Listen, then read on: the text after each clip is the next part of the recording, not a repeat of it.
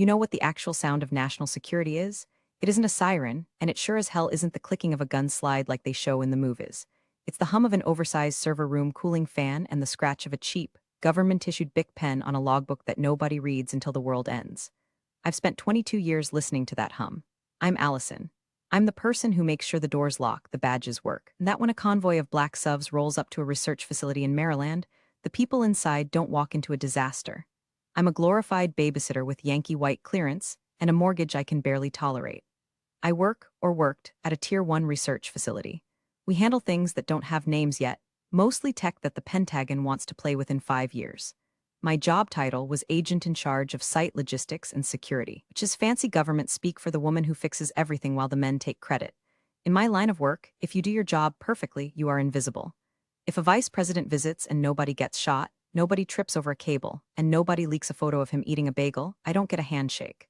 I get ignored. That's the deal. You trade your soul for a pension and the quiet satisfaction of knowing you're the only adult in the room. Real quick. Before I tell you how I watched a government career implode in real time, hit subscribe and maybe drop a like. It fuels my caffeine addiction and keeps me from screaming into a pillow. We good? Okay, back to the bureaucracy.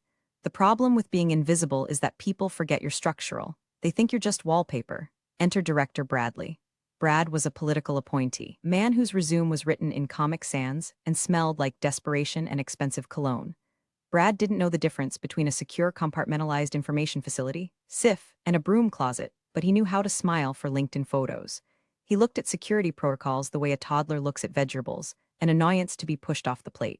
For the last 6 months, Brad had been shadowing me, not to learn, but to critique. He'd stand in the corner of my office, sipping a kale smoothie that cost more than my hourly rate, and ask questions like, do we really need physical logs? Can't we just put this on the cloud? The cloud isn't authorized for this level of intel, Brad, I'd say, not looking up from my monitors. And unless you want the Chinese government reading our lunch orders, we stick to the hard lines. He'd sigh, the heavy, dramatic sigh of a visionary being held back by a dinosaur. So analog, Allison, we need to be agile. We need to pivot. I hate the word pivot. It usually means break something that works. Then the nephew appeared, Greg. Imagine a golden retriever that learned how to mine Bitcoin and vape at the same time. That was Greg. He was 24, wore sneakers that looked like spaceships, and had a certificate in cybersecurity awareness from a website that probably steals your credit card info. Brad introduced him as a consultant. Greg is going to help us streamline, Brad said, beaming like he'd just invented fire. Greg looked at my bank of monitors, feeds from 72 cameras, thermal sensors, and perimeter alarms, and said, whoa, can we get this on an iPad? I feel like I could gamify this. My soul left my body. It packed a bag, took the Amtrak to Philly, and never came back. Security isn't a game, Greg, I said, my voice flat. It's a series of redundancies designed to prevent catastrophe. Vibes are low in here, Greg whispered to his uncle. I should have known then. I should have seen the writing on the wall. It wasn't graffiti. It was a termination notice written in invisible ink. I kept doing my job, though. Just last week, we had a soft probe, DHS testing our perimeter. I spotted their fake delivery van 3 miles out because the suspension was riding too low for a floral delivery. I locked the site down before they even put the vehicle in park. Brad was annoyed. You caused a traffic jam, Allison. My lunch delivery was late. I stopped a federal penetration test, Brad. You're too tense. You need to vibe more. I didn't know that vibing was a job requirement, but apparently it was ranking higher than active top-secret clearance. I sat in my office, a windowless box that smelled of ozone and floor wax, and looked at the calendar. I had a feeling. You develop a sixth sense in this job. It's like the feeling you get right before a thunderstorm, or right before you realize the milk in your coffee was chunky. The air felt heavy. Greg was wandering the halls with a tablet, tapping at things. I caught him trying to bypass the biometric scanner on the server room door. It's too slow, he complained when I confronted him. It takes like 6 seconds to read my retina. I could code a workaround. If you code a workaround, I said, leaning in close enough to smell the Red Bull on his breath, I will have you arrested for violating the Espionage Act. Do not touch my doors. He ran to Brad. Of course he did. I went back to my desk and stared at the blinking cursor. I was tired, not sleep tired, soul tired. I was tired of explaining to grown men why they couldn't prop open the back door to let the pizza guy in. I was tired of being the bad guy because I followed the laws that kept them out of prison. I didn't know it yet, but that was my last full day of feeling responsible. The axe was already falling. It was swinging down in slow motion, shiny and sharp, guided by the hands of a man who thought security was just an app you download. And honestly, I was about to let it hit me. Because sometimes, the only way to show someone that they're standing on a trapdoor is to pull the lever. The next morning, the summons came. A calendar invite titled Quick Sync popped up on my screen at 8:45 a.m. for a 9 a.m. meeting. In the corporate world, Quick Sync is code for execution. If they wanted to talk about budget or schedules, they'd call it a review. Sync means you're about to be unsynced from the payroll. I walked into Brad's office. It was the only room in the building with a real window. It had a view of the parking lot and the Maryland tree line. Greg was there, sitting in one of the leather guest chairs, spinning it back and forth with his foot. He was wearing a hoodie that said Disrupt across the chest. The irony was almost physical. Brad didn't look at me. He was rearranging a stack of papers that I knew were blank. It's a power move. Allison, have a seat. Close the door. I sat. I didn't close the door. I left it cracked 3 inches. Another power move. Allison. Brad started putting on his serious face. It looked like he was trying to solve a math problem while passing a kidney stone. We've been looking at the metrics. The facility is evolving. The nature of threats is changing. It's all cyber now, digital frontiers. We house physical prototypes of ballistic missile guidance systems, Brad, I said. You can't hack a crate of hardware if someone just walks in and steals it. See, that's that old school thinking, Greg chimed in. Not looking up from his phone, everything is data. Matter is just like slow energy. I stared at him. I wondered if I could legally classify him as a safety hazard. The point is, Brad interrupted, we're restructuring the security division. We need a fresh perspective, someone who speaks the language of the future. Greg here has just finished an intensive boot camp in full-stack security management. It was 6 weeks, Greg said proudly. Online. Allison, Brad continued, finally looking me in the eye. You're overqualified for the direction we're going. Your methods are heavy, expensive, we need agile, we need lean. You're firing me, I said. It wasn't a question. We're releasing you to pursue new opportunities, Brad corrected, effective immediately. We'll pay out your contract, of course. 2 weeks severance. 2 weeks, 22 years of service. I had missed my father's funeral because of a lockdown at this facility. I had missed my best friend's wedding because the vice president decided to do a surprise tour. I had given this building my life and they were offering me 2 weeks of pay and a kick out the door. I felt a heat rise in my chest, hot and sharp, like swallowing a lit cigarette. But on the outside, I was ice. This is what training does. When the alarm bells ring, you don't panic, you assess. Okay, I said. Brad blinked. He was expecting a fight. He wanted a fight so he could call security, my security staff, to escort me out. He wanted the drama to validate his decision. Just, okay, if that's the decision, I said, standing up. Who is the acting agent in charge? Who holds the clearance? Greg is taking over, Brad said, puffing out his chest. I looked at Greg. Greg was trying to balance a pencil on his nose. Does Greg have Yankee white clearance? I asked. Does he have his Tier 1 background check completed by the DoD?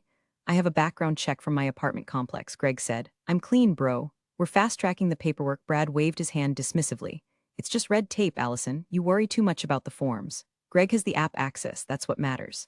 I stood there for a second looking at them. I looked at the live, laugh, lead poster on Brad's wall. I looked at the dying succulent on his desk, and I realized something. I didn't have to warn them. I wasn't legally required to tell them that you can't fast-track a Yankee white clearance. It takes months. It involves men in suits interviewing your third-grade teacher. Without it, you are legally not allowed to be the point of contact for anything higher than a sanitation truck. But more importantly, I realized that if I warned them, they would just blame me when it went wrong anyway. They'd say I sabotaged the transition. All right, I said, I'll clear my desk. Leave your badge and keys on the table, Brad said. Greg will walk you out. I know the way, I said. I walked back to my office. The hallway felt longer than usual. My staff, guards I had hired, trained, and shared coffee with looked at me. They knew. News travels faster than light in a secure facility. Jerry, the shift supervisor, looked like he wanted to say something, but I gave him a small shake of the head. Stay down, Jerry. Don't catch a bullet for a corpse. I walked into my office and started putting my life into a cardboard box. A photo of my cat, a stress ball shaped like a grenade, my favorite mug that said I see dumb people, and then I saw it. My monitor was still on, my Outlook was open, and right there, flashing in the corner, was a calendar reminder I had set 6 months ago. A reminder for a logistics drill that was classified so highly, it wasn't even on the main server. It was local only. Confirm motorcade, ETA Tuesday 10:45 a.m. Today was Monday. The drill wasn't just a drill. It was a red ball event. A full-scale Secret Service walkthrough pretending to be a presidential visit, designed to test the facility's readiness for a POTUS emergency shelter situation. It involved the actual Secret Service advance team. It involved the presidential motorcade logistics. And the only person confirmed to receive them, the only person with the clearance code to verify the agents so they didn't storm the building with guns drawn, was the agent in charge. Me. I looked at the screen. I looked at the sent items folder. I had confirmed the date 3 weeks ago. Brad wasn't copied on it because Brad didn't have the clearance to know the specific dates of red ball drills. I hovered my mouse over the forward button. I could send this to Brad. I could write, hey, heads up. Secret Service is invading tomorrow, make sure Greg wears pants. I looked at the box of my stuff. I thought about 2 weeks severance. I thought about matter as just slow energy. I selected the email. I hit forward. I typed in my personal email address. I hit send. Then I deleted the calendar event from the work Outlook. I emptied the deleted items folder. I picked up my box. I walked out of the office. I dropped my badge on the reception desk. Have a nice life, I whispered to the empty lobby. The air conditioning hummed back at me. It sounded like a chuckle. Driving home at 11 o'clock a.m. on a Monday feels illegal. The sun hits the dashboard differently when you're unemployed. I stopped at a liquor store and bought a bottle of expensive bourbon, the kind I usually save for election years, and a bag of spicy pork rinds. A celebration of mediocrity. My phone buzzed. It was Jerry, my shift supervisor. Text from Jerry, they just gave Greg the master override codes. He wrote them on a sticky note and put it on his monitor. We're doomed. I didn't reply. I couldn't. Responding would be interference. I was a civilian now. Civilians don't worry about master override codes. Civilians worry about daytime television and what to cook for dinner. I got home, poured a glass of the bourbon, and opened my laptop. I pulled up the email I had forwarded to myself. I needed to look at it one more time to make sure I wasn't hallucinating.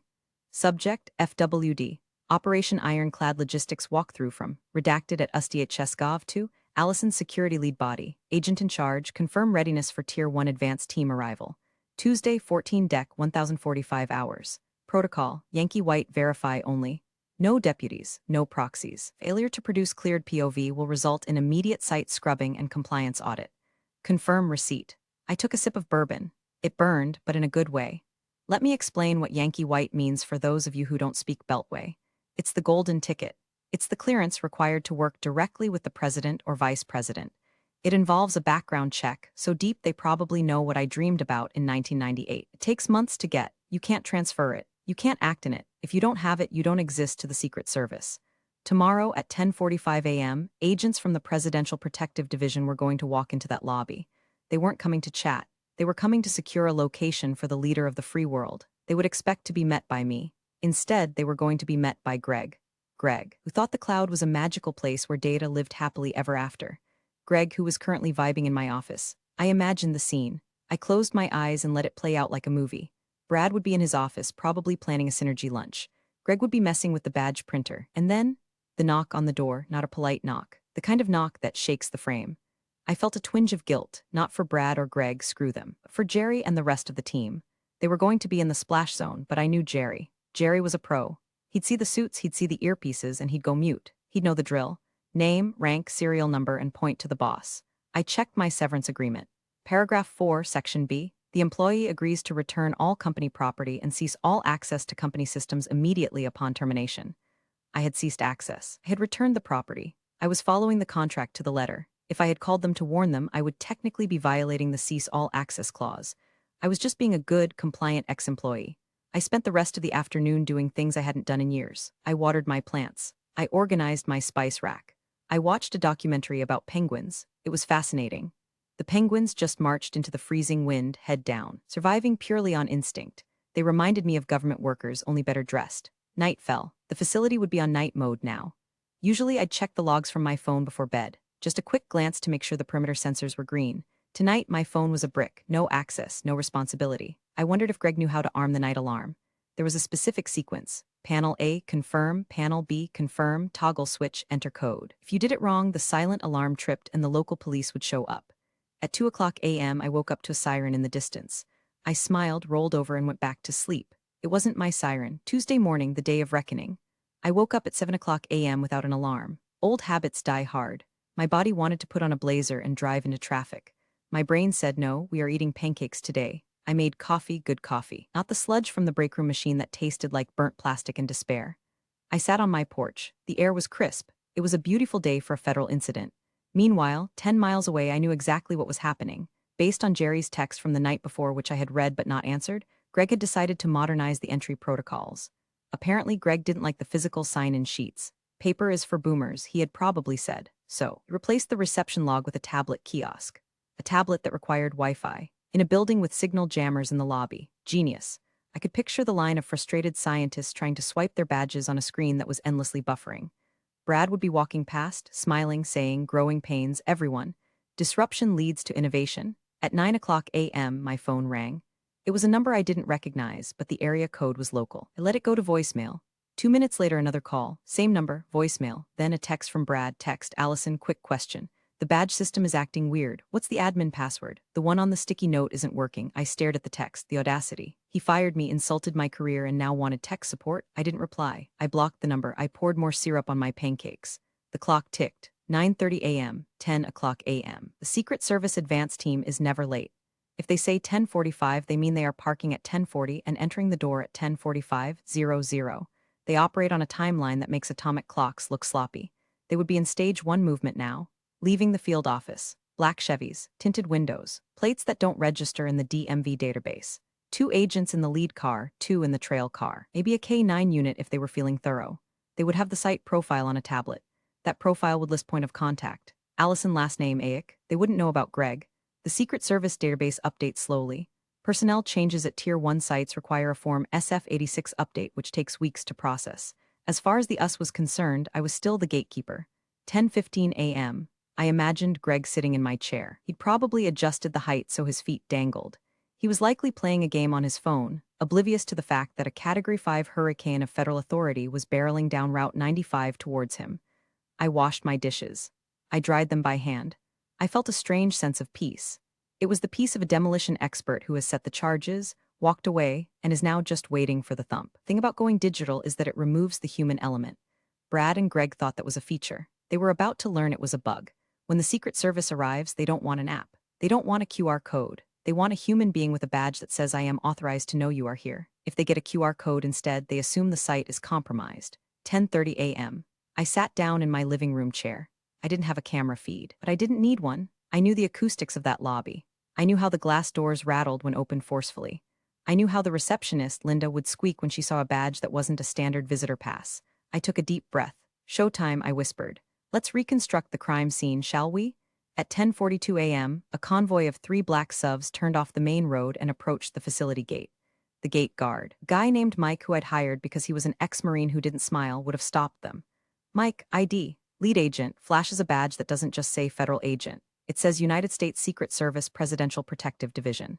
Mike, knowing the drill because I trained him, would have immediately hit the button to open the gate and reached for the landline to call the agent in charge. Mike calls my old desk extension. Ring, ring, ring. Greg wouldn't answer. He'd be listening to a podcast about cryptocurrency. Or maybe he disconnected the landline because phones are archaic. Mike, sweating now, waves the convoy through because you do not hold up the PPD. He assumes the AIC me knows they are coming. The convoy rolls up to the main entrance. They don't park in the visitor spots. They park on the curb, right in the fire lane. Engines running. 10:45 a.m. 4 men and 2 women exit the vehicles. They are wearing suits that cost more than Greg's car. They are wearing earpieces. They are not smiling. They are moving with a terrifying fluidity like water flowing uphill.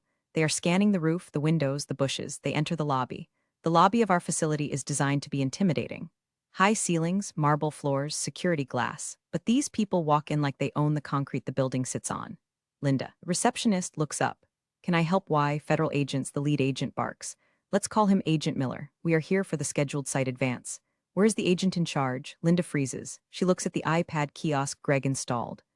Please sign in on the tablet. Agent Miller looks at the tablet like it's a dead rat. I'm not signing a tablet. Where's Allison? We have a 10:45 verify.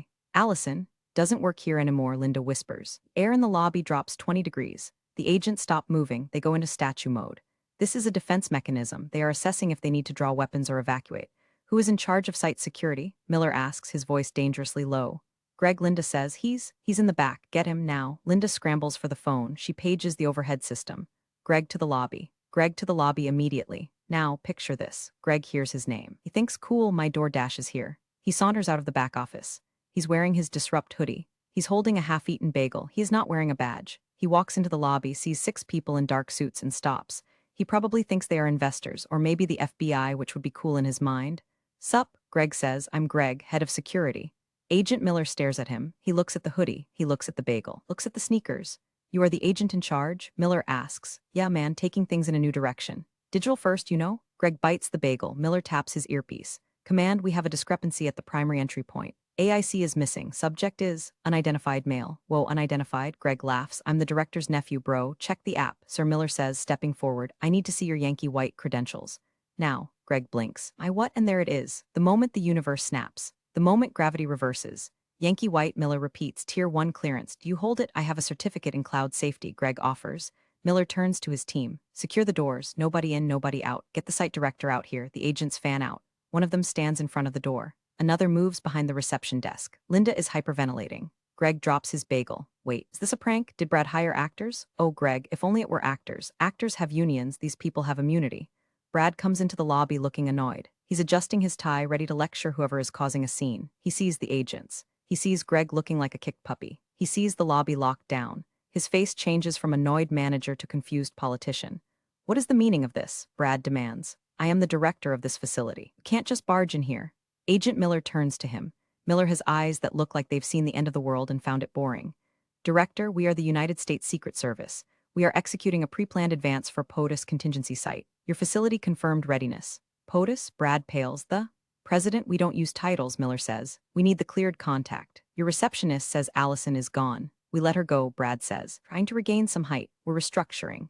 Greg is the new lead. Miller looks at Greg. Greg is trying to become invisible against the beige wall. Director, Miller says, his voice devoid of all emotion. Does this individual possess active Yankee white clearance? He's in the process. Brad stammers. We submitted the forms. We're agile. We can authorize him right now. I authorize him. Miller actually laughs. It's a dry, terrifying sound. We don't authorize Yankee white, Director. The Department of Defense authorizes it. The FBI vets it. The White House signs it. Without it, this individual cannot be in the same room as the protectee. He cannot know the protectee is coming. Hell, he isn't even supposed to know I'm here, but we have an app, Greg squeaks. Miller ignores him. He steps closer to Brad. You have a Tier 1 facility without a cleared security lead. You confirmed a Secret Service advance without having the personnel to handle it. Do you understand what you have done? I didn't know about the visit, Brad whispers, because you don't have the clearance to know, Miller says. Allison did. The silence in the lobby is heavy. You could hear a pin drop. You could hear a career die. Where is she, Miller asks. She's at home, Brad says. Call her, Miller orders. She blocked my number, Brad admits. Miller stares at him. You fired the only person with the keys to the kingdom, and you didn't ensure a handover of classified protocols? It was a pivot, Brad says weakly. Command, Miller speaks into his wrist mic. Scrub the site. Repeat, scrub the site. We have a compromise. The location is unsecured. The chain of custody is broken. Abort the movement. Abort, Brad asks. Wait, you can't just cancel. This is bad PR. Miller gets in Brad's face. Director, I am declaring this facility a security risk.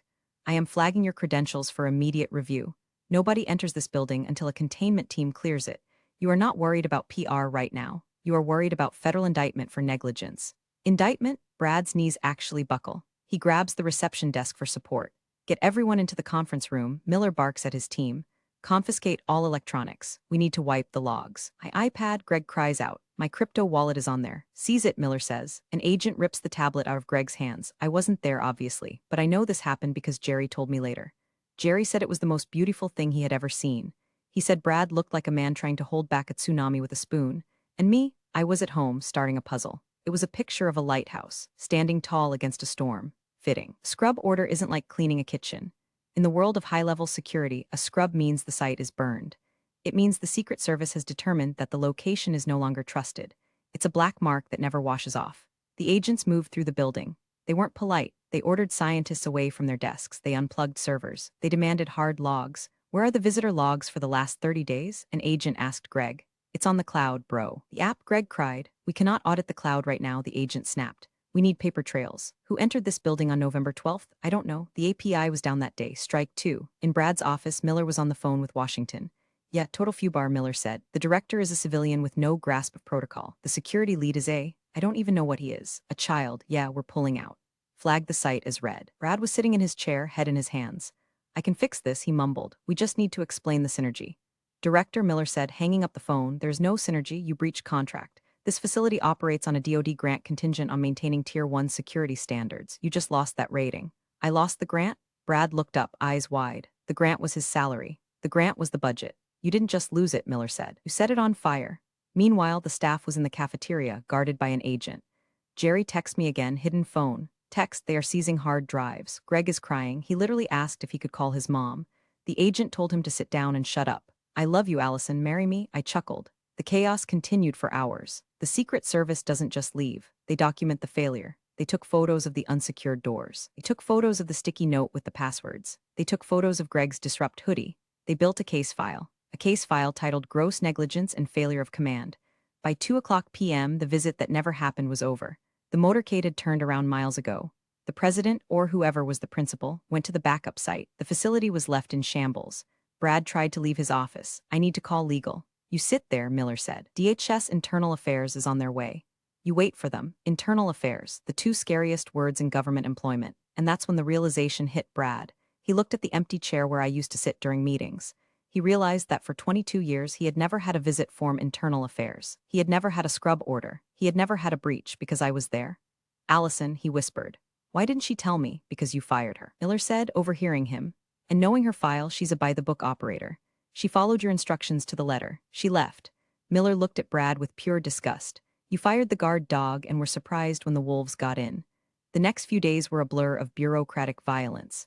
When the Secret Service files a report saying a site is compromised due to administrative incompetence, things happen fast. The Office of Personnel Management, OPM, descended like locusts. They interviewed everyone. They interviewed Linda. They interviewed Jerry. They interviewed the janitor. Did you know Greg? Yeah, the director's nephew. He played games on his iPad mostly.